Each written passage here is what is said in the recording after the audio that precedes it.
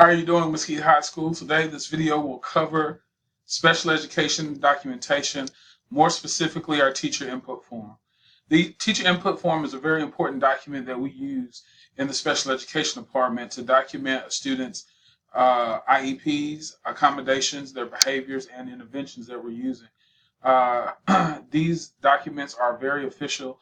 They go along with the ARD paperwork. So if there's any discrepancies or concerns with the students, we use these documentations should there be any type of legal action, court cases, to prove that as a school we're doing what we're supposed to do to help our student be successful.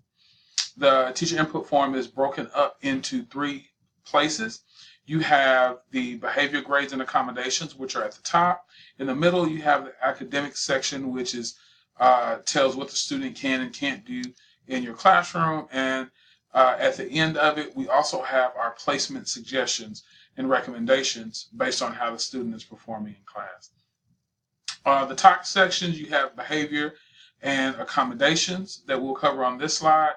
All behaviors are to be documented at the top. Okay, so when they ask you how are they behaving in class, what are they doing, we want to make sure that we put that in the on the documentation form, but we want to put it in the correct places, especially if the behavior is impacting the student's grades. Okay, the students' grades are how they're performing compared to other kids. We want to put that on there as well, and as well as their accommodations. Okay, what are we doing in class to help this child be successful?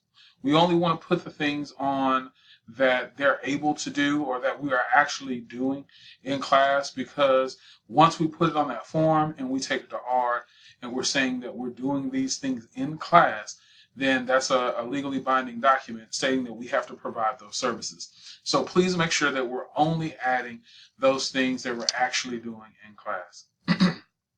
Here's an example of the top portion of our documentation. As you see, Mr. Lacey is the teacher. This is the course I teach. Jason is my student. His grade is currently an 80. How is he performing with other people, other students in the class? He's about average. You see here are the students' grades or daily work significantly better than test grades? I put no. And then here is our behavior section.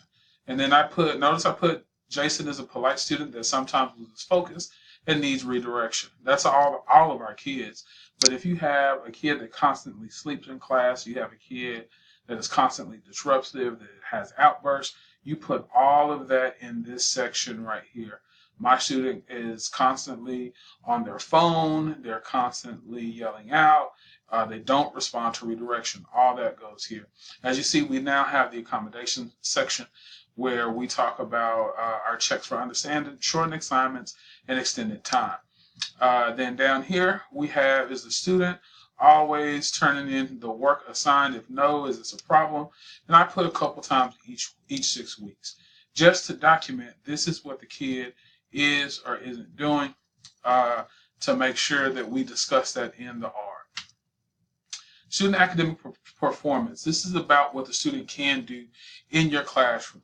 Okay, this is according to what is being taught and not the behavior. Do not put behaviors in this second section. It has to have something in it. Cannot be left blank. It has to be something academic. If you have a kid who is in your class for a shortened period of time, base it off of what the child has done. Oh, he's only been here for 2 classes. I got 1 assignment.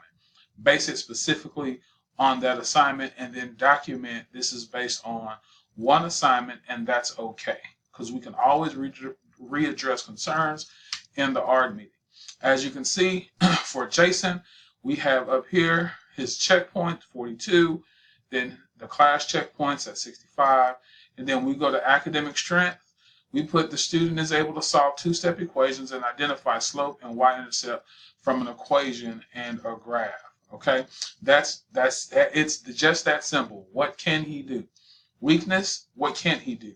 He struggles with point slope form and finding slope from 2 given points. So this tells us in class, based on this objective, this is what the child can or cannot do. All right, placement suggestions. Last but not least, say you have a kid in SF or co-teach and you want them to, you think they need less or more assistance. This is what this area is for. Mind you, we do have to have documentation that the kid is being successful to remove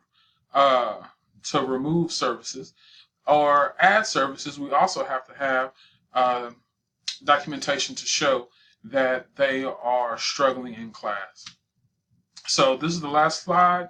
As you can see, the kid was a co-teach kid, and I put the students performing well with his accommodations and shows the capability of being successful without the support of additional teacher. So we now moved him up to our SF, which is our support facilitation class.